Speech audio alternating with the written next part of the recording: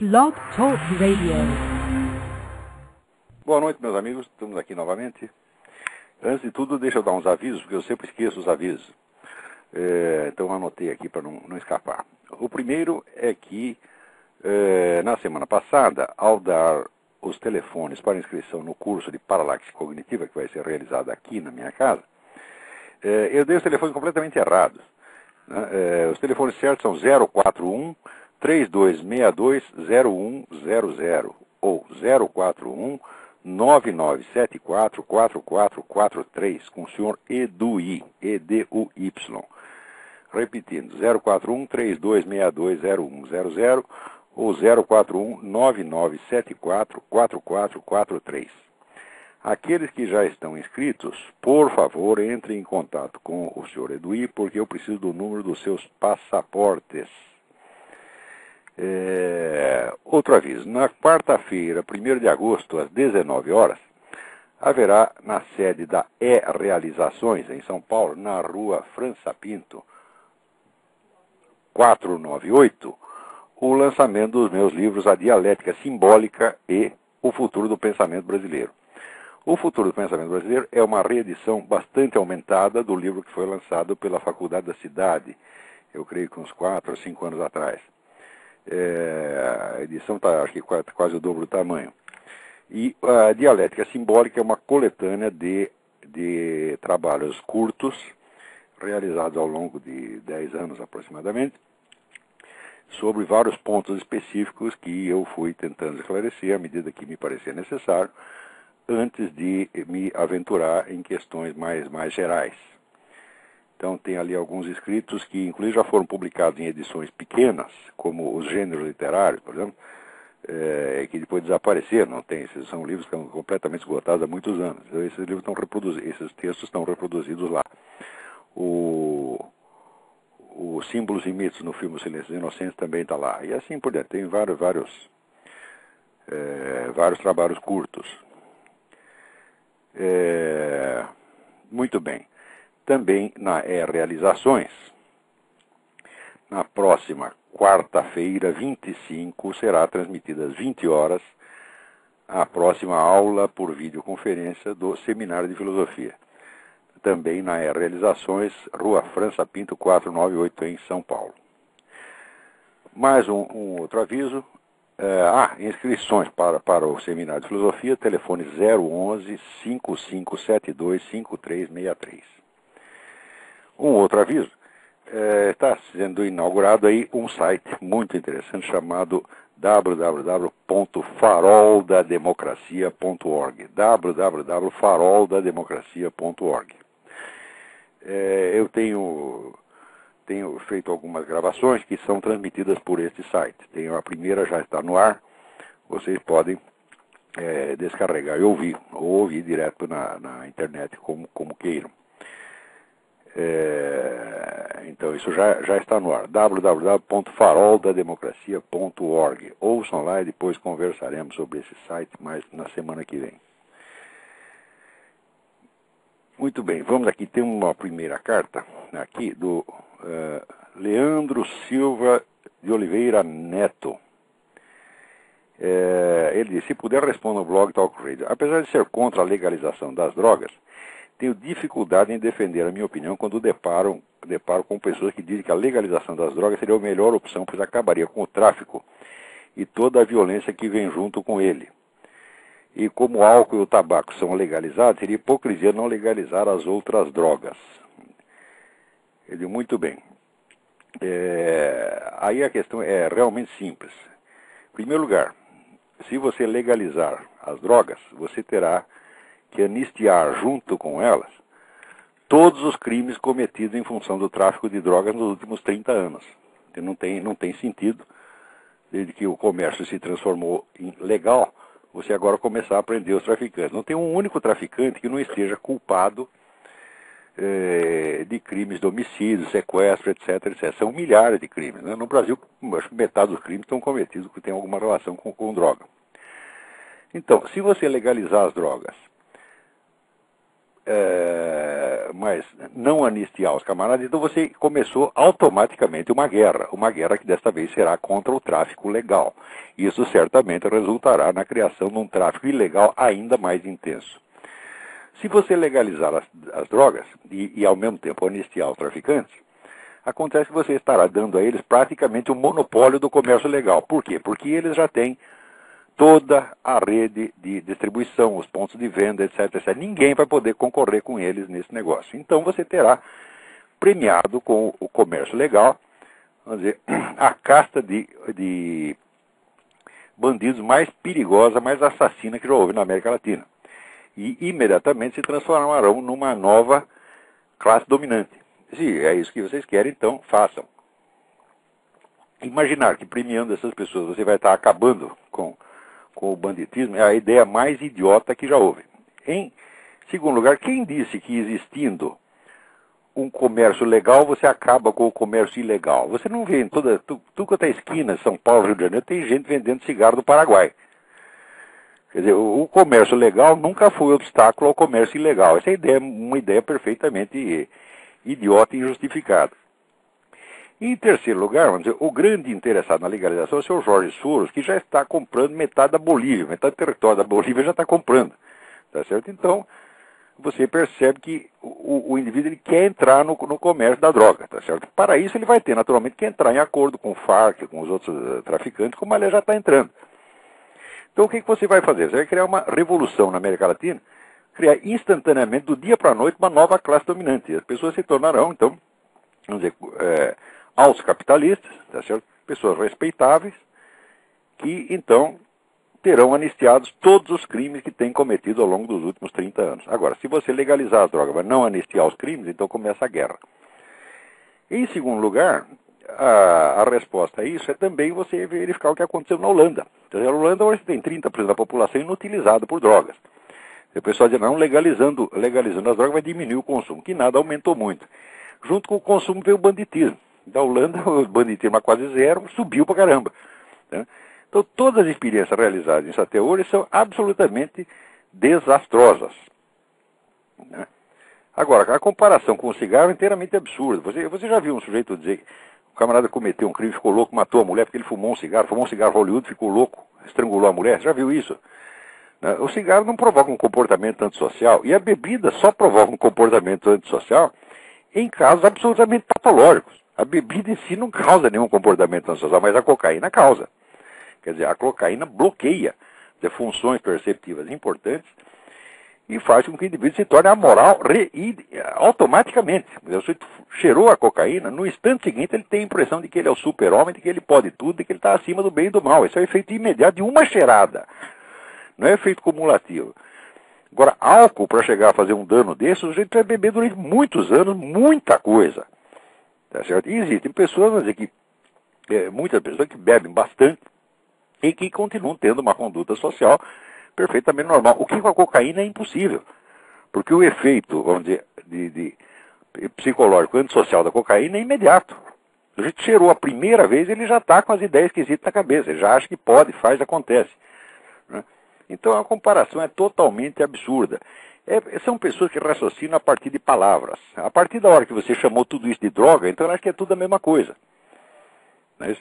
Agora, até com relação ao cigarro, isso aí é absurdo. O sujeito diz, o cigarro faz mal. Eu digo, olha, pera um pouquinho. Se você pegar 20 marcas de cigarro, você vai encontrar 20 composições químicas completamente diferentes. Então, se quando ele diz o cigarro faz mal, ele está falando que um universal abstrato chamado cigarro tem um efeito químico. Eu digo, um universal abstrato não pode ter efeito químico algum. Quer dizer, só o que pode fazer mal, mas é esta substância, esta combinação específica, né, de substâncias que tem este efeito. Tá certo? E, aliás, essas pesquisas todas com relação a cigarros é tudo uma empulhação. Tá certo? Tem o antitabagismo, é a indústria mais porca, mais canalha que já apareceu no mundo, porque é tudo falso. Aqui nos Estados Unidos, por exemplo, eles alardeiam que mora 400 mil fumantes por ano. É verdade, mora 400 mil fumantes por ano. Acontece que eles moram exatamente na mesma idade do restante da população. Esse negócio de que o cigarro vai diminuir a sua vida em média 2 anos, 3 anos, isso é tudo furado.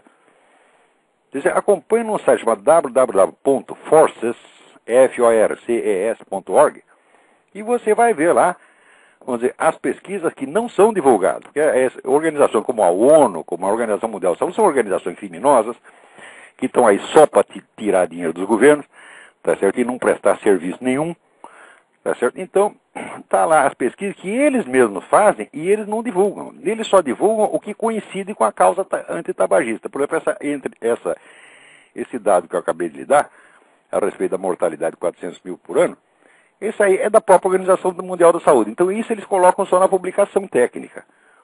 Né? Quer dizer, a idade dos caras, que é idêntica à idade dos outros, da média da população, eles guardam para publicação técnica. E para o povo, eles dizem, morre 400 mil fumantes por ano. Isso é todo um monte de bandido. Né?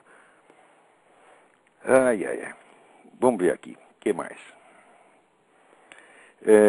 Aqui, Davi Carvalho. Na Folha Ilustrada de sábado estava propagando essa nova onda de livros ateus militantes que agora chega ao Brasil, traduzido com as obras de Hitchens e do nosso amado Dawkins. Outro dia, em uma livraria, viu o livro negro do cristianismo. Ora, é exatamente como eles fizeram no dia seguinte, eles fizeram o livro negro do capitalismo. Saiu o livro negro do comunismo, eles imediatamente têm que ter uma contra-propaganda, né? Porque para eles é tudo propaganda. Então, para alcançar uma quota, vamos dizer, de mortos no capitalismo semelhante ao comunismo, o que eles fizeram? Atribuíram ao capitalismo, primeiro, todos os mortos da Guerra Civil Espanhola. Segundo, todos os mortos da Segunda Guerra Mundial. Falaram, assim é fácil. Quer dizer, você atribui ao capitalismo praticamente todas as mortes que ocorreram no mundo. Então daí o capitalismo fica parecendo tão mal quanto o comunismo. As pessoas, os autores disso, e divulgadores no Brasil, como o seu Emir Sader, tinham que estar na cadeia, porque isso aí é estelionato. Eu não li ainda o livro negro do cristianismo, mas eu posso apostar que foi feito na mesma base. Eu vou comprar essa droga e vou examinar. Agora, eu já estou com o saco cheio de denunciar esta coisa e ver que essas coisas passam impunes. Porque isso aí é propaganda enganosa. A pessoa que faz uma coisa dessa, ela tem que ser acionada judicialmente. Você vai prestar satisfação aqui. Agora, pergunto eu, cadê os cardeais, cadê os bispos? Por que não... Se o sujeito faz uma propaganda enganosa contra a igreja e ninguém reage, então o resultado sai de graça, é até premiado. Entendeu? Então, se um ataca e o outro não defende, bom, já ganhou a guerra. Lenin dizia que quando você fez o adversário perder a vontade de lutar, você já ganhou. Então, no caso da igreja, é isso. O pessoal, aliás, a igreja está infiltrada em comunistas, acho que tem 80% desta CNBB é tudo comunista. Então, o que faz? Você... do lado de fora você ataca, e do lado de dentro você infiltra gente que não defende, que está lá para fazer de bonzinho, até para afagar, passar a mão na cabeça do adversário. Então daí fica fácil, tá certo? Então vamos ver essa porcaria do livro negro do cristianismo, mas olha, eu lhe asseguro que somente o comunismo, sozinho, o comunismo matou muito mais gente do que todas as guerras de religião ocorridas ao longo de toda a história humana. Tá certo? Isso é uma... vamos dizer, quem faz o estudo mais sistemático, mais abrangente a respeito desse negócio de genocídio, é um professor da Universidade do Havaí chamado R.J. Rummel, R-U-M-M-E-L. Procura esse nome no Google e você vai cair na página dele. Então, esse estudo ele denomina democídio, já não é nem genocídio, porque genocídio dá... Vamos dar uma ideia mais, como é que se diz, comunidade no sentido racial. Ele trocou por democídio, que é a extinção de populações. E ele colhe tudo quanto é estatística do mundo. Bom, você vai lá e confere. Se você somar todas as guerras de religião e mais, todas as epidemias, terremotos, pestes, etc., que teve ao longo da humanidade, da história humana inteira, no mundo inteiro, não dá para comparar com o comunismo. Agora, presta atenção, os caras que fazem coisa como esse livro negro do cristianismo, etc., bicho, isso é tudo profissional pago, tá certo? Eles vivem disto, são agentes de influência, são propagandistas, e mentem com um cinismo ilimitado, mas ilimitado. Sobretudo, mentem na base, vamos dizer, do jogo de palavras. Por exemplo, aí tem um idiota que escreve na Folha, né, que diz assim, as religiões são o maior fator de violência no mundo, né? Daí você diz para ele assim, mas olha aqui, meu amigo, As ideologias ateísticas e materialistas mataram infinitamente mais gente do que todas as guerras de religião havidas no mundo inteiro. Daí, sabe o que o cara responde? Diz, eu considero essas ideologias como religiões. Então, quer dizer, você muda o significado da palavra, e daí você pode provar qualquer coisa. O que é para fazer com o sujeito? Eu dou até o nome, chama-se Hélio Schwartzman. Tá certo? Hélio Schwartzman, tu é um charlatão. Porque quem faz isso está enganando o leitor. Você está entendendo? Você não devia ser autorizado a escrever nem em jornalzinho de grêmio de escola. O nego que faz isto, que para ele provar que as religiões são mau flagelo, embute no termo religião as ideologias ateísticas e materialistas. Porra, como é que a gente pode aguentar uma coisa dessa? Olha, tem um outro sujeito aqui chamado João, né, que ele diz o seguinte: conheci você pesquisando René Girard. Comecei a ler o seu livro Jardim das Aflições e estou gostando porque é um livro esclarecedor. Naturalmente, porque gostei e interessei em me saber mais sobre o seu trabalho. Nessa, procuro ouvir o seu talk show. Surpreendi-me ao ouvir vários palavrões, tal como vai tomar no cu, etc. Nesse sentido, gostaria de saber o porquê. Tá vendo, João? O porquê é esse? Por que tu quer que eu discuta educadamente com um filho da puta desse? Você tá entendendo? Eu discuto educadamente com gente honesta, com vigarista não. Não é uma questão de divergência de ideias, pelo amor de Deus. Isso não é divergência de ideias, isso é empulhação. E o cara sabe que é empulhação. Quer dizer, olha, eu já tenho examinado, lido e enfrentado essa gente faz anos. Só que é o seguinte, meu saco estourou. Eu fui educado até onde dava. Não dá mais. Você tá entendendo? Então, o que é para fazer com esse artigo? Esse Hélio Schwartzman, pega esse artigo e enfia no cu. Isso é a coisa mais educada que eu posso dizer para ele. Né? Eu não vou aceitar discussão educada, mas de jeito nenhum. De jeito nenhum. Porque a especialidade dessa gente é a coisa pérfida. Por exemplo, você escreve um artigo muito educado e menciona você, e no meio lá acusa você de nazista ou de homofóbico, que acusou de 2 crimes. Você quer que eu responda o quê? Tá? Nazista é a puta que eu pariu. Homofóbico é o cu da sua mãe. Eu não posso dar uma resposta educada a 2 falsas imputações de crime, e eu também não posso processar individualmente todos os canalhas que fazem uma coisa dessa. Então, responder educadamente a isto é você legitimar a prática de um crime contra você mesmo. Ora, eu nunca acusei ninguém de crime que eu não pudesse provar.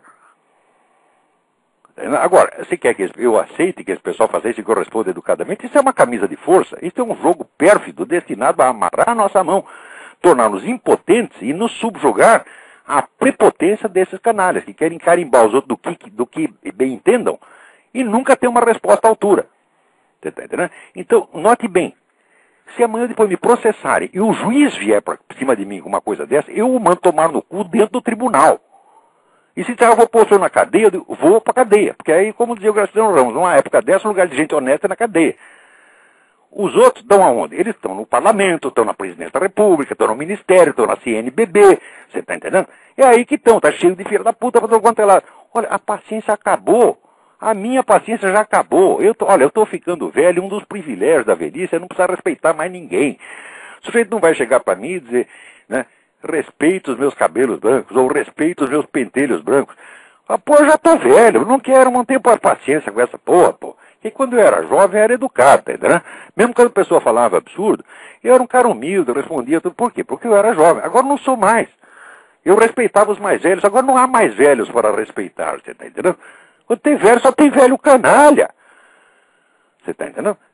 O que é isso? Aparece o seu Marco Aurélio Garcia, tá lá cheio de cabelo branco. Vou respeitar os cabelos brancos desse merda? O que é isso, porra? Esse sujeito tá lá, mora aquele bando de gente, o nego fica fazendo lá top e o outro fazendo fuque. E quer que eu respeite? Quer dizer, mandar tomar no cu um nego desse é ser demasiado atencioso. Porque era para lhe dar uns tapas na cara, uma cuspida no olho. Você tá entendendo? Olha, tem gente aí na linha, vamos ver. Alô? Alô, Olavo? Eu? Olavo, Rafael aqui de Salvador, tudo bem? Tudo bem, Rafael? Olavo, mudando aí um pouco de assunto, eu tô lendo aqui o livro Ética Nicômaco, cheguei ao seu final, e ele fala sobre... Qual que é? Peraí, eu não entendi o... O livro de Aristóteles sobre a ética. Ah, sim.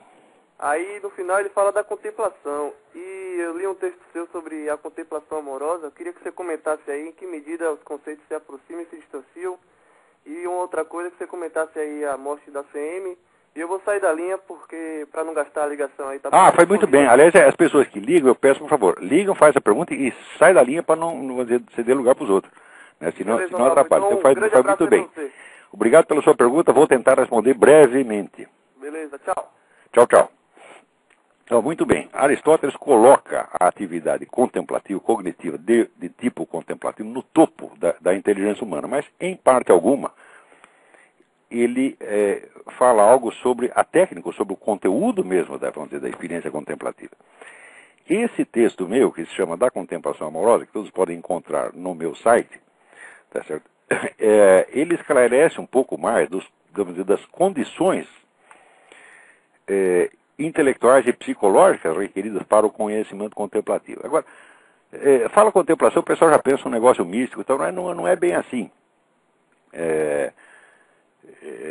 Eu talvez num outro programa eu possa até explicar isso com mais atenção.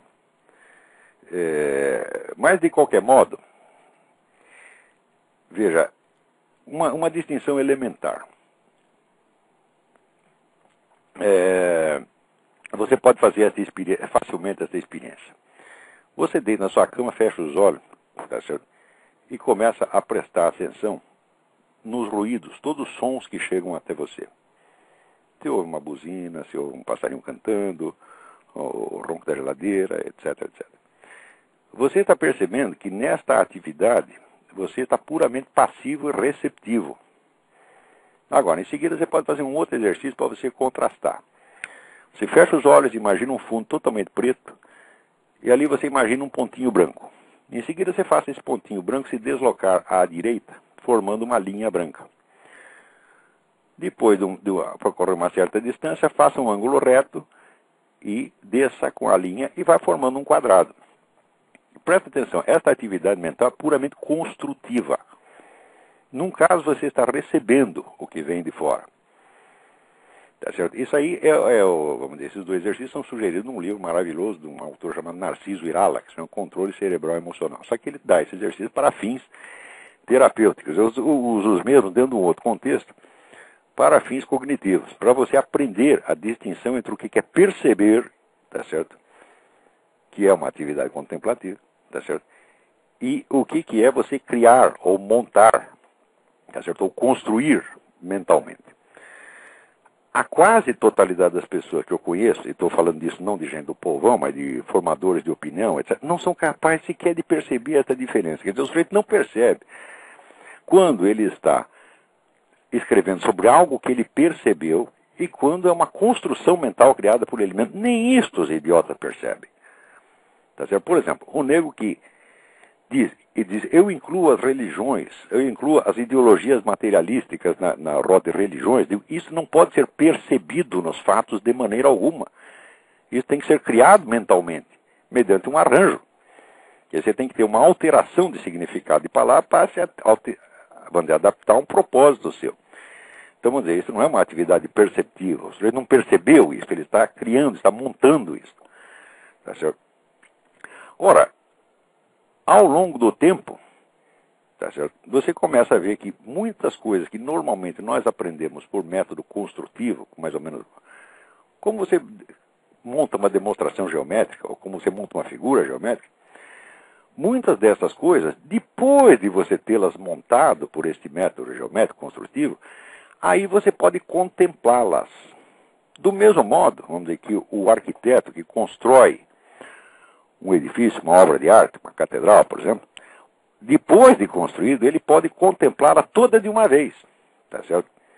E ele pode, como ele conhece todos os pontos da construção, os lugares, os ângulos, etc., etc., de certa maneira ele pode perceber simultaneamente, vamos dizer, aquele edifício com todas as suas direções e desde muitas perspectivas simultâneas. Então aquilo que era objeto de construção se torna, por sua vez, objeto de contemplação.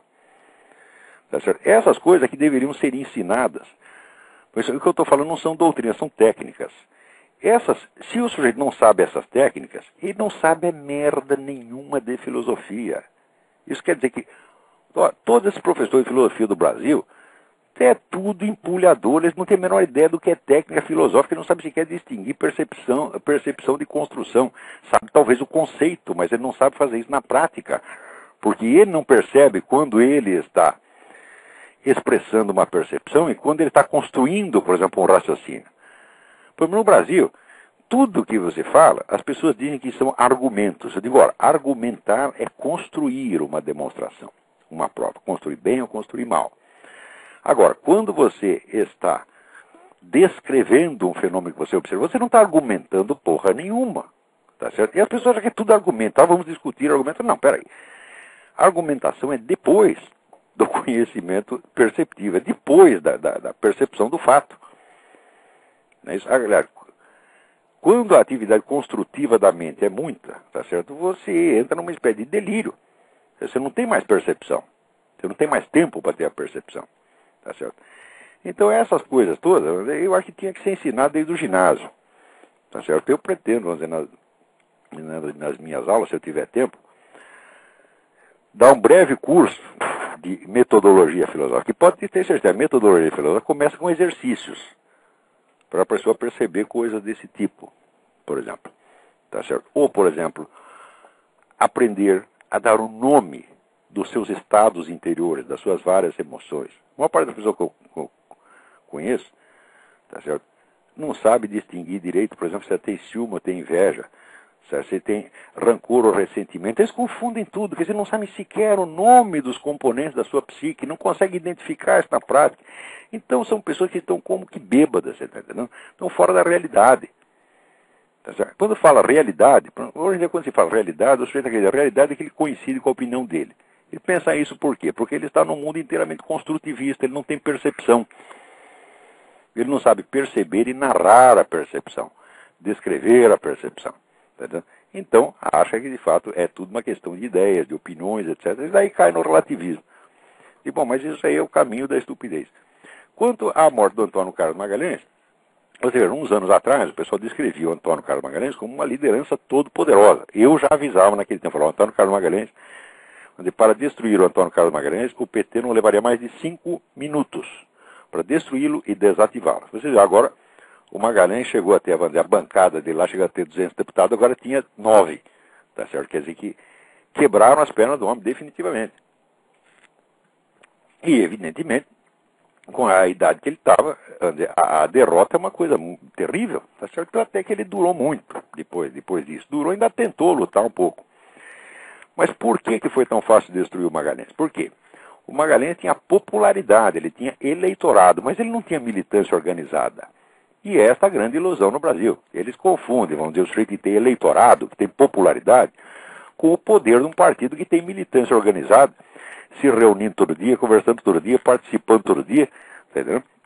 Então, olha, contra uma militância, só outra militância. Eu tenho dito isso para esses idiotas do PFL, ou como já Partido Democrata. Eu estou dizendo isso há 10 anos, os caras não entendem e acham que são políticos. Então, ô, seu Bornal, o senhor não é político coisa nenhuma, o senhor é um amador. Para ser político tem que estudar, meu amigo, saber como é que as coisas funcionam. Você não pode se opor a uma militância mediante um público, um eleitorado. Você está confundindo política com marketing. Você está entendendo? Por exemplo, se você está fazendo marketing, lançou um produto na praça, tá certo? Você não vai querer que as pessoas trabalhem para o seu produto, você quer apenas que elas o comprem. Compram uma vez na vida, por exemplo, você fabrica carro, se ele comprou um carro uma vez na vida, pronto, é o máximo que você espera dele. Mas em política, o eleitor só trabalha para você uma vez a cada 4 anos, se tanto. Mas a militância trabalha todo dia e fará o que você mandar. Então, se você não cria militância para enfrentar militância, você está liquidado. Tá certo? Agora, quem no Brasil tem militância? Só os partidos de esquerda. Os outros raciocinam só em termos de marketing. Então, ó, não tem... Todos os partidos de direita, PFL, PP, o Raicopart, não tem um político lá dentro, só tem caipira. Você está entendendo? Isso é um bando incompetente, tá certo? Que devia estar sentado aqui e perguntar, sim, professor, o que é para fazer? O dia que tiver a humildade para fazer isso, eu lhes ensino alguma coisinha, tá certo?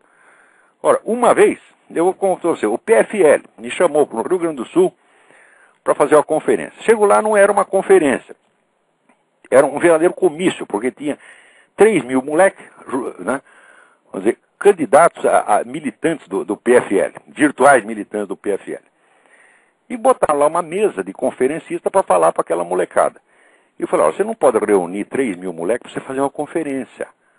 Quando reúne 3 mil, você faz um comício. Então eu vou ensinar para vocês como é que faz um comício. Então o que eu fiz? Eu não sou político, não quero ser político, odeio político, mas eu sei fazer. Eu falei, eu vou mostrar para vocês como é que se faz um comício. Tá certo? Então eu peguei, desci da mesa, fui lá no meio da molecada, falei para eles lá e conversei como se fosse um comício. Fazendo pergunta e a molecada respondendo. Então como é que é tal coisa assim? Todo mundo é assim, tá, né? Falei, bom, então é uma espécie de como é que se diz? De lição elementar. Agora, nenhum comício os caras sabem fazer. Você está entendendo? Quando é que espera chegar? Esse pessoal do PT tem gente treinada. Já tem gente treinada na União Soviética, tem gente treinada na China, tem gente treinada em Cuba. Está cheio de profissionais altamente gabaritados. E fica essa coisa amadorística, mercadológica, idiota da parte desses caras de PSDB, PFL. Pô, vamos parar com isso? Vamos levar a coisa a sério, meu Deus do céu. Ou você cria militância, ou desiste, vai para casa. Tá certo? Ou vai pro túmulo, que nem o Magalhães. Se você quer morrer, morrer é a coisa mais fácil do mundo, porra. Deixa os caras te matar. Você tá entendendo? Agora, o Magalhães, no tempo que ele tinha poder, ele podia ter criado uma militância se ele tivesse, vamos dizer, uma filosofia, uma doutrina política para oferecer, mas não, era apenas uma liderança pessoal, como a do Maluf em São Paulo.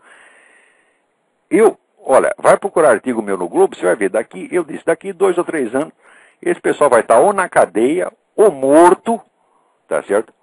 Ou trabalhando para o PT. Mas dito e feito. Onde é que está o Collor agora?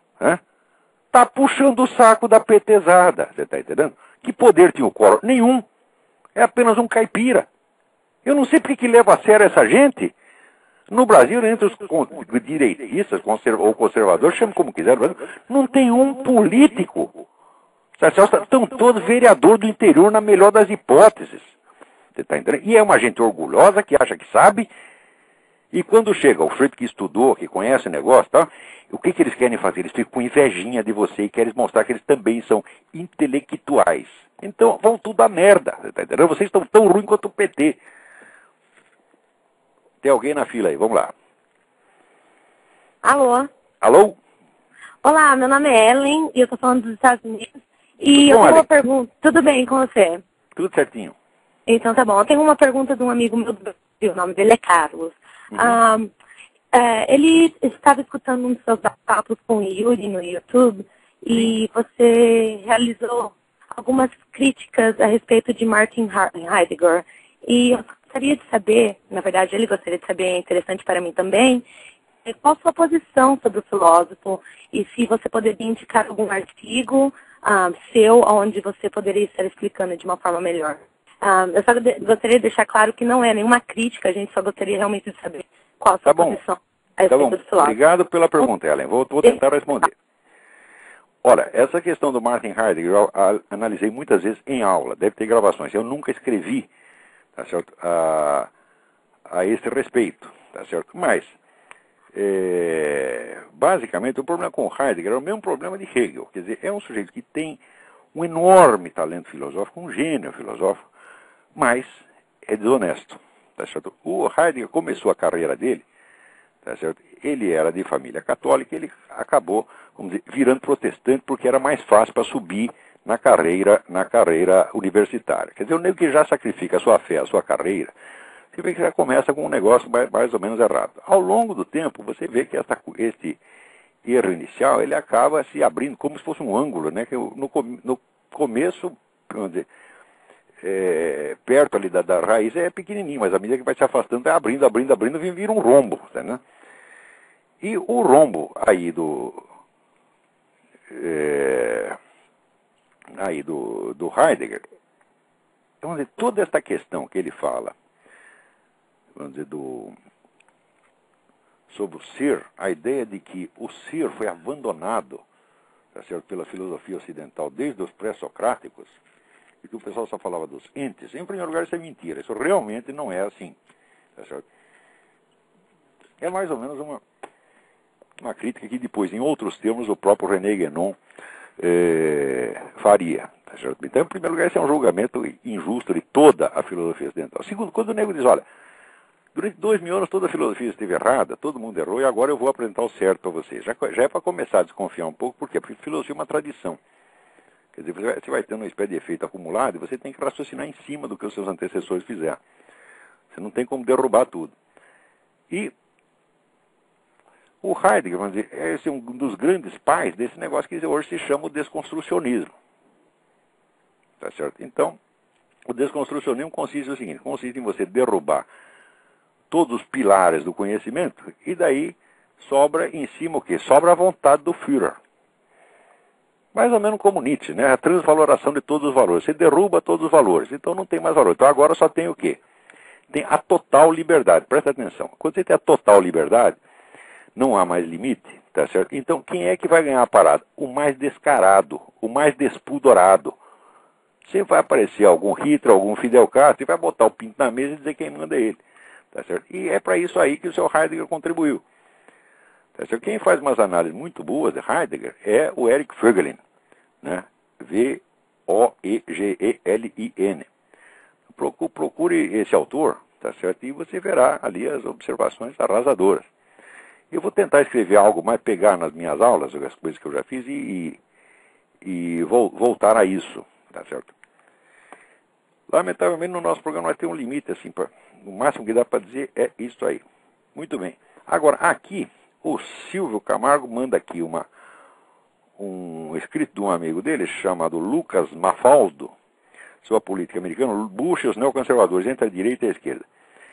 E ele menciona aqui as análises feitas por um autor chamado Justin Raimondo, que defende que o neoconservadorismo está em total descontinuidade com a antiga direita americana.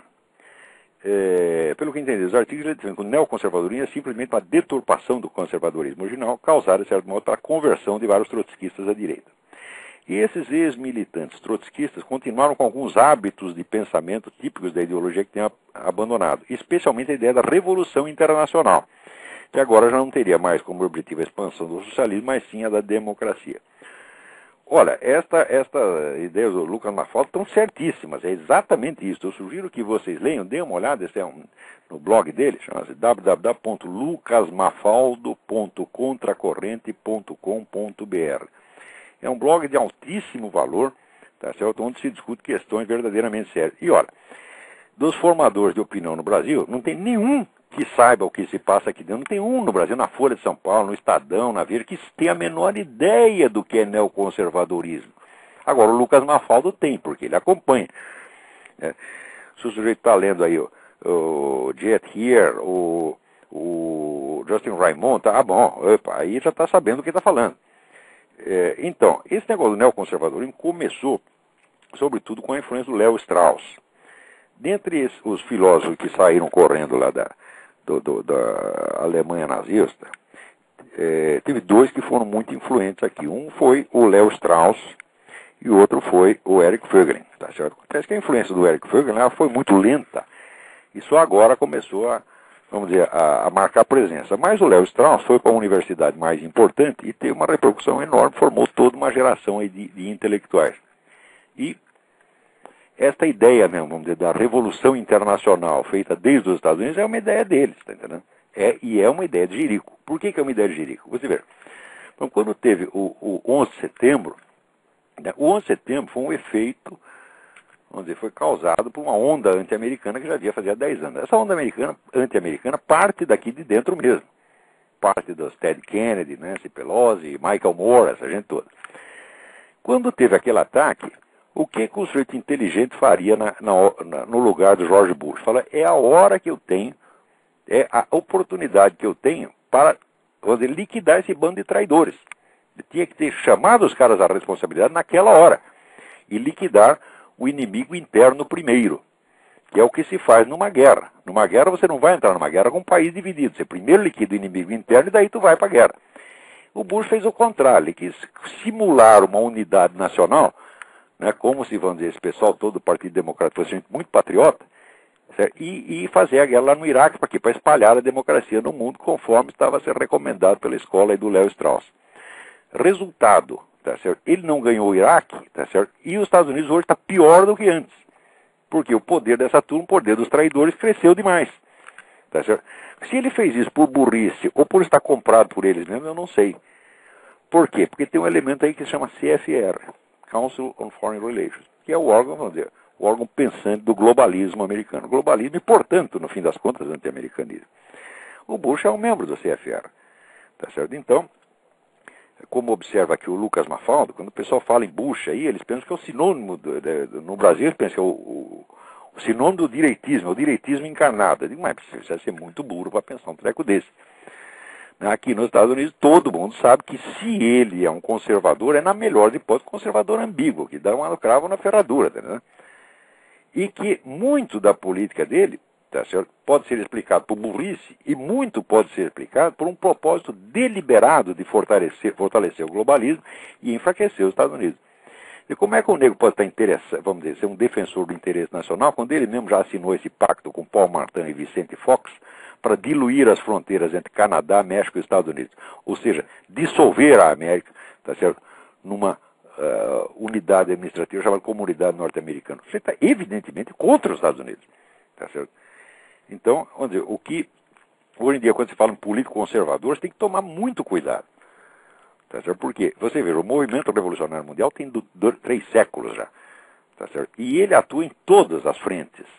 Tá certo? Então, se você for um partido conservador, no dia seguinte você tem 50 agentes do movimento revolucionário lá dentro, lutando por políticas, não que sejam esquerdistas, mas que enfraqueçam propositadamente o conservadorismo, para ele dar a cara a tapa e, vamos dizer, se oferecer inerme perante o seu atacante revolucionário. Então é exatamente como eu estava dizendo que o pessoal faz na igreja. Quer dizer, um ataca de fora e o outro de dentro não defende. Não defende por quê? Porque ele foi contratado para não defender. Tá certo?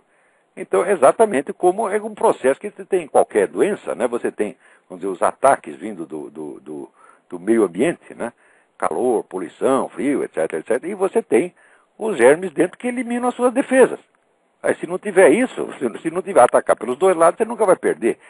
Então, quer dizer, essa ideia idiota de que os perfis, vamos dizer, das correntes em disputa pelo poder no mundo coincidem com os nomes dos partidos, mas só se for um cretino. Agora, no Brasil, todo mundo acredita nisso. Não é isso? Bom, no Brasil, o pessoal acredita... Você vê, a nossa direita, aí, o que fez o PFL? Se transformou em Partido Democrático e diz que a inspiração deles é o Partido Democrático Americano. Quer dizer, ora, o Partido Democrático Americano é a esquerda, é o partido protetor do Fidel Castro, protetor do Hugo Chávez, protetor das Farc, tá certo? Então a nossa direita, que é burra pra caramba, tá, vamos nos inspirar no Partido Democrático Americano, porque eles acham que tudo que é americano é direitista. Mas, olha, o Brasil está tão isolado da realidade, você não tem a fonte de informação. Olha, esse pessoal de mídia está fazendo um trabalho de isolar o país do mundo, que é uma coisa monstruosa, né? E muito bem, vamos ver, tem aqui algumas coisinhas que eu gostaria de comentar antes de acabar este programa. Escreve aqui o Leandro Oliveira, tá certo? E ele pergunta em por onde começar o estudo de filosofia. Fala, Leandro, eu não vejo mais o que eu poderia te recomendar, se não você acompanhar minhas próprias aulas de conferência. Eu não vejo outra coisa. Quer dizer, se eu tivesse outro meio de orientar as pessoas fora das aulas, eu faria, mas eu não tenho. Tá certo? É verdade que nem todas as pessoas têm condição para fazer isso, mas boa parte do material que eu dou nos cursos acaba virando apostila. Tá certo? E ao longo do tempo eu vou tentar ampliar o espaço desse programa para poder dar, não apenas responder e-mail, comentar notícias da semana, mas para poder dar aulas aqui no ar. Eu vou tentar fazer isso, tá entendendo? O pessoal muitas vezes pensa que estudar filosofia é uma questão de ler livros. Eu falo, não, existe, por exemplo, agora como eu estava mencionando agora mesmo, existe uma série de exercícios, de práticas mentais que você precisa ter para você enquadrar, afinar a sua mente com o espírito filosófico. Tá certo? Isso é desconhecido, de fato, nos cursos de filosofia. As pessoas não têm a menor ideia do que é isso. Né? Agora, em matéria de leituras, o que eu sugiro é o seguinte: você pega todas as obras de um filósofo particular, Platão, e vai lê Platão por 4, 5 anos. Não importa se você tiver dificuldade para entender, Vai e persiste, persiste, persiste, persiste. Quando você achar que você está confuso, você vai estar muito mais, a sua cabeça vai estar muito mais organizada do que qualquer outra pessoa em torno. Vamos lá, tinha outra pergunta aqui.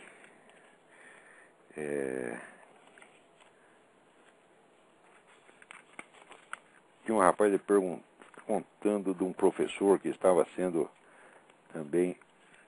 Ah, tem alguém na linha aí, vamos lá. Alô? Alô? Alô? Caiu a linha, caiu a linha, caiu a linha. Então, eu queria aqui recomendar um artigo para vocês, muitíssimo importante. Vocês, os interessados, vão no site www.caucus4America, C-A-U-C-U-S for F-O-R America.com, caucus4America.com, e procura um artigo do Rabino Aryeh Spero, Aryeh A-R-Y-E-H, Spero, S-P-E-R-O, sobre a American Civil Liberties Union, ACLU, Enemy of American Christianity. Você vê que coisa. A coisa mais irônica do mundo é que hoje são os autores judeus e, sobretudo, os rabinos, os únicos negros que defendem o cristianismo. Não aparece um porra de um bispo ou de um cardeal para escrever essas coisas. Você está entendendo? Quer dizer, os caras pediram demissão, se venderam para o inimigo, o que a gente faz? A gente pede socorro para o rabino, e ele socorre, está entendendo? Então vai lá ler esse negócio, está entendendo? Isso é muito, muito importante. Né? Você vê, aqui na América, o jornalista que mais defende cristandade é o Don Feder, que é o quê? É um judeu ortodoxo. Agora apareceu também esse rabino Aryeh Spero. Né? O cara que maior estudioso de genocídio anticristão, tá certo? É o Michael Horowitz, não o David Horowitz, Michael Horowitz, que foi o sujeito que durante a década de 90, ele ano após ano foi juntando lá os dados sobre genocídio anticristão no mundo inteiro. Eu digo, olha, se quer saber, se não for os judeus, nós estamos ferrados, porque esses bispos, cardeal, não fazem coisa nenhuma, estão tudo vendidos para a teologia da libertação. E os pastores também. Todo mundo eles querem dizer, nós aqui não falamos de política, nós aqui estamos para pregar o evangelho, o amor. Tu é um vendido, tá? Tu trabalha para o Satanás, rapaz, para com esta coisa. Quer dizer, tu não defende o teu irmão que está sendo lá assassinado e vem me falar de cristianismo? O que tu quer é sombra e água fresca, tu quer coletar o dízimo e ficar aí falando do amor, da caridade. Tá? Que porra é essa, pô? Vocês não têm vergonha na cara? Vamos lá. Alô? Alô? Quem está na linha? Alô, caiu de novo. Tem alguém tentando ligar aqui. Agora, atenção, tem outra carta. Meu nome é Cássio, tenho 18 anos, entrei no curso de Ciências Sociais pela Universidade Federal do Paraná. Recentemente, durante o mês de abril desse ano, pude viver um caso que deixou bem claras as pretensões dos movimentos sociais supostamente defensores das minorias oprimidas. As aulas de História do Pensamento Econômico eram ministradas por um professor doutor em Economia que também atua como economista. Nessas aulas, inevitavelmente, o tema da propriedade privada se tornou um motivo de discussões, quando o professor fez uma breve menção à invasão de propriedade pelo MST. O professor, por expressar de maneira muito sutil sua posição liberal em relação ao assunto, foi rechaçado em tom intimidador por alguns dos alunos associados a partido político de esquerda do MST. Olha o que eu estou dizendo, você começa com conversa educada, você se ferra. Você está entendendo? Olha, eu discuti com gente do MST, eu fiz uma assembleia inteira do MST calar a boca, porque eu os mandei calar a boca. Falei, cala a boca, burro, os caras ficaram tudo com medinho, você está entendendo? Agora chega lá o professor com nhenhenhen, com essa boiolice de doutrinas liberais, os caras te sobem em cima. Seja homem, rapaz, põe em frente os caras. Que é isso? Bom, vamos lá. O professor foi rechaçado em tom intimidador por alguns alunos associados a partidos políticos de esquerda e apoiadores do MST. A partir desse dia, boicotes começaram a ser realizados às aulas de História do Pensamento Econômico, e os poucos alunos dessa ala esquerdista que ainda compareciam à aula adotaram uma postura hostil ao professor. Foi então que, em uma das aulas, o professor, ao relatar a visão de economistas clássicos sobre o homossexualismo, adicionou o comentário pessoal de que o homossexualismo é uma degradação do homem. Esse foi o estopim para que, na aula seguinte, os alunos associados aos partidos de esquerda, juntamente com uma colega associada ao movimento GLBT, interrompessem a aula e dessem início a uma sessão de acusações ao professor. As acusações foram feitas da maneira mais rude possível, e os alunos chegaram ao ponto de falar para o professor que ele não tinha cérebro para entender suas reivindicações por respeito à comunidade GLBT. A discussão foi longa e o professor foi até uma coisa racista. O negócio começa assim. Primeiro você é reacionário, depois você é homofóbico, depois você é racista, depois você é nazista, depois você é o culpado por Auschwitz. Então o que tem que responder para esses caras? Vai tomar no cu. Você vai responder educadamente e dizer, não, meu filho, eu não sou, tenha dó de mim. Não pode, porra. Não pode. Quer dizer, esse professor certamente não é nada disso, mas é um molenga. Você entende? É por isso que acontece. É o que disse, olha, quem disse foi muito certo foi o Donald Rumsfeld. A fraqueza atrai a agressividade. Você está entendendo? Eu já vi tanto jornalista, amigo meu, cara que se recusa à luta ideológica, se recusa a denunciar o comunismo e fica só com essa conversinha de corrupção, de dinheirinho, etc.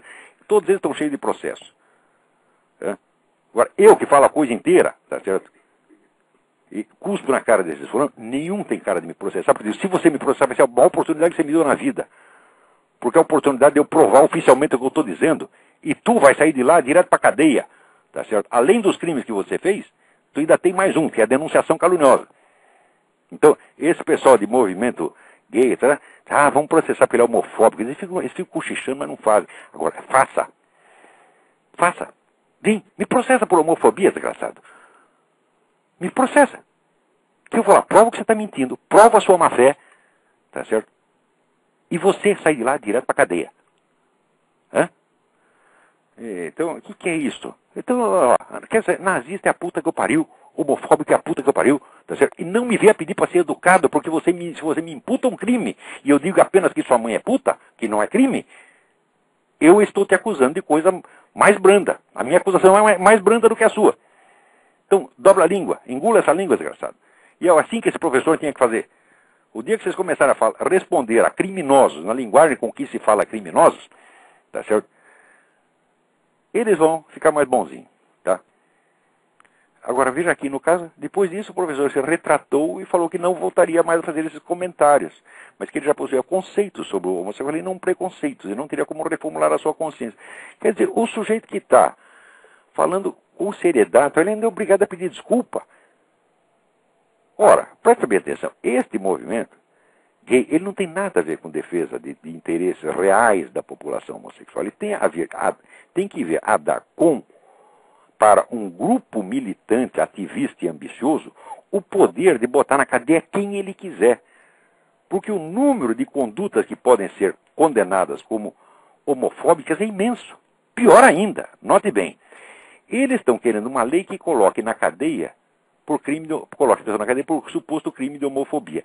Antes da lei ser aprovada, eles já processam a pessoa por crime de homofobia. E entre outros crimes de homofobia, existe o de se opor à promulgação da lei.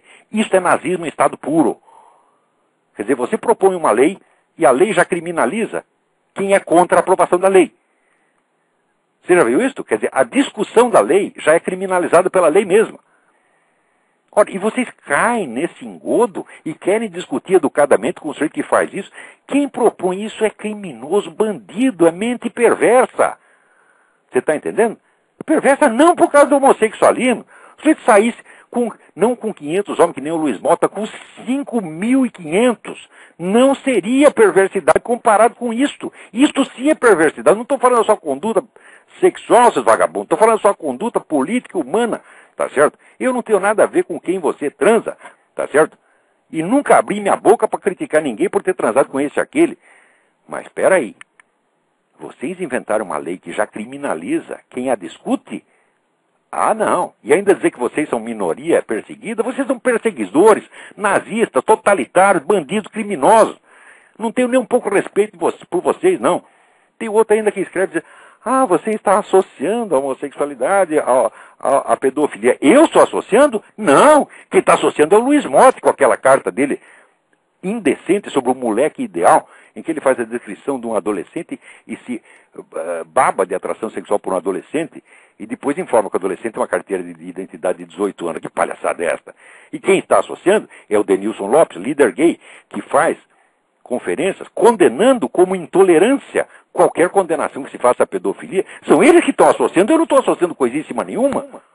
E para mim eu sei a diferença. Eu sei a diferença entre uma relação homossexual entre gente adulta e com um moleque. Agora, vai explicar isso para Luiz Mota e vai explicar isso para o Denilson Lopes. Né? Tem alguém aí na linha?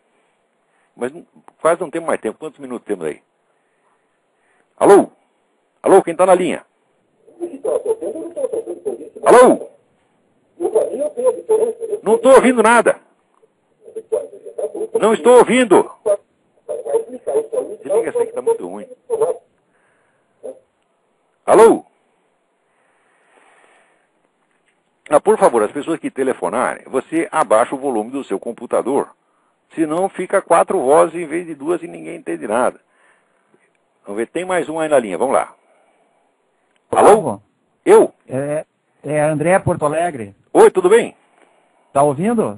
Tô ouvindo. Tá. Faz horas que tu não vem para Porto Alegre.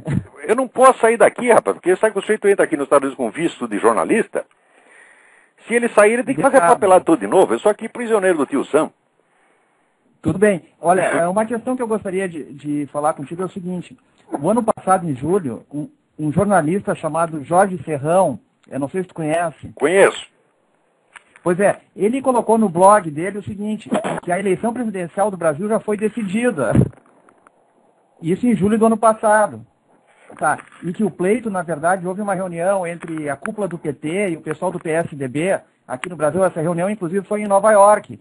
Em que eles decidiram, eu não sei se isso é verdade, mas você veja, se não existe um acordo prévio, se não existe, nas outras 2 eleições, se não existe um acordo prévio, existiu pelo menos um acordo implícito, um acordo tácito. Porque a pergunta é a seguinte, por que esse pessoal, sabendo todas as atividades criminosas do Foro de São Paulo, não falam uma palavra? Por que eles acobertam esses verdadeiros crimes do PT e ficam falando de picuinha, de desvio de dinheirinho e tal? Claro que estão querendo proteger. Claro que estão querendo excluir, tá certo, o confronto ideológico. Claro que estão querendo acobertar o movimento comunista. O seu Geraldo Alckmin é culpado disso, o seu Zé Serra é culpado disso, o seu Fernando Henrique Cardoso é culpado disso. Tá certo? Então, se existir um acordo, é criminoso. E se não existiu, tá certo? Esta subserviência, esta conivência é criminosa do mesmo jeito. Com certeza. Tá certo? Então, não é preciso conjecturar que houve uma conspiração. Eu digo, olha, se não houve é pior ainda, porque se o nego não combinou nada, mas ele fez tudo que o outro quer que faça, então ele fez porque ele é um puxa-saco compulsivo, você está entendendo? Então, você bota um candidato e como opositor dele, você pode puxa-saco dele mesmo. Eu digo, o que é isto? Isso é eleição de carta marcada? Com certeza. Inclusive, isso foi tramado pelo Centro Tricontinental, que representa a nobreza econômica da europeia. É evidentemente possível isso, porque você veja, o Brasil é o país mais subserviente à política globalista que tem no mundo. O Brasil não passa uma lei que não venha ditada pela ONU. E agora, presta bem atenção, agora houve essa crise aérea, e o que o pessoal está propondo? Uma intervenção internacional. Exato. Ora, inclusive, isso tudo não foi montado para facilitar uma intervenção internacional, então é muita coincidência. Agora, eu digo, 10 anos antes da eleição do PT, eu digo, você quer ver o que é entreguismo? Vote no PT. Põe o PT no governo e ele vai entregar tudo, como já está entregando. Inclusive o Porque está por trás a disso. esquerda latino-americana trabalha para o esquema globalista internacional, isso é uma coisa óbvia. O Conselho de Relações Exteriores dos Estados Unidos, inclusive, está por trás disso. Não, o CFR mete a mão em tudo, você está entendendo? Inclusive, eles estão por trás do Fórum de São Paulo, né? Eles fazem não tem a menor dúvida, não tem a menor dúvida. O pessoal de lá mantém muito boas relações com as Farc. O jeito do CFR já fez várias viagens para a Colômbia, teve conversações muito simpáticas com as Farc. Nós temos que começar a esclarecer isso, nós temos que fazer que nem o americano faz. Entendeu? O americano vasculha tudo, descobre tudo e conta tudo. Agora o pessoal aí no Brasil só tem curiosidade quando é coisa de dinheiro. Exato. Parece que o dinheiro é mais precioso do que a vida humana, tá entendendo? Quer dizer, esse pessoal de Farc então, estão sendo responsáveis hoje, através do Comando Vermelho, do PCC, pela morte de 40, 50 mil brasileiros por ano. Ninguém liga para isso. Agora, quando desvia um dinheirinho, todo mundo fica assustado. Ou o ministro faz top, né? Quer dizer, não é porque esse Marco Aurélio Garcia não deve ser punido porque ele fez top, ele deve ser punido porque ele é o Marco Aurélio Garcia. Tá certo? O fato de ser o Marco Aurélio Garcia já deveria ser proibido. Ninguém pode ser o Marco Aurélio Garcia. Tá entendendo? Então, É isso aí, quer dizer, eu não sei se o Serrão tem razão com relação ao fato, mas ao espírito, o significado, sem dúvida que tem. E sim, mas a coincidência é o seguinte, ele relata esse fato e por coincidência estava o José Serra em Nova York, eles estavam lá. Todos eles, o Aécio Neves, que é o futuro presidente da República, segundo a visão dele, não é? Estavam todos reunidos em Nova York. Mas veja, que esta elite globalista decida os destinos do mundo é natural, porque eles acham que eles são os governantes do mundo, eles acham que são os iluminados, eles sabem tudo, está entendendo? Quer dizer, há 50 anos só fazem cagada uma atrás da outra, só coisa horrorosa, está entendendo? Mas tem dinheiro no bolso e acha que pode, faz, acontece, está entendendo? Junta essa gente de mais Jorge Soros, fala, pronto, estamos liquidados. Nós estamos na mão de não é mais cientista louco, é milionário louco. Porra, tá entendendo? Gente muito perigosa, eu diria. Perigosa porque acha que sabe. Você vê, ninguém pode decidir os destinos da humanidade. E assim, nem num país. Todo mundo quer soluções globais para tudo. Ninguém tem cabeça para isso, meu Deus do céu. E outro problema, Olavo, aqui no Brasil está faltando uma liderança para se contrapor ao que existe por aí, não é? Eu não consigo enxergar nenhum. Claro, porque a nossa direita, se não é vendida, é dada. Né? Porque no Brasil, se você corromper o cara, você nem precisa dar propina para ele, né? É a propina potencial, que o sujeito acha que você pode dar propina e já começa a trabalhar para você. Ou então fica com medo, pega a síndrome de Estocolmo, ele já cai de joelho na frente do inimigo, dizendo que você é maravilhoso, olha aí o nosso presidente operário. Então, essa putada, todos esses banqueiros, capitalistas, todo mundo lambendo o saco de Lula. Tá aí Fernando Collor lambendo o saco de Lula. Meu Deus! E os caras não querem que eu fale palavrão. Eu digo, olha, presta atenção, estude a vida do maior dos brasileiros, que foi José Bonifácio de Andrade Silva. Tá certo?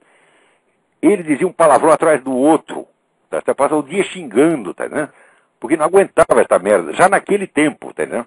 Agora, o Brasil está pior do que no tempo da independência, é muito pior. Tá certo? Então, olha, infelizmente nosso tempo acabou. Temos que acabar o programa já. Antes que nos cortem. Grande abraço. Abraço, boa sorte. Muito obrigado a todos, até a semana que vem.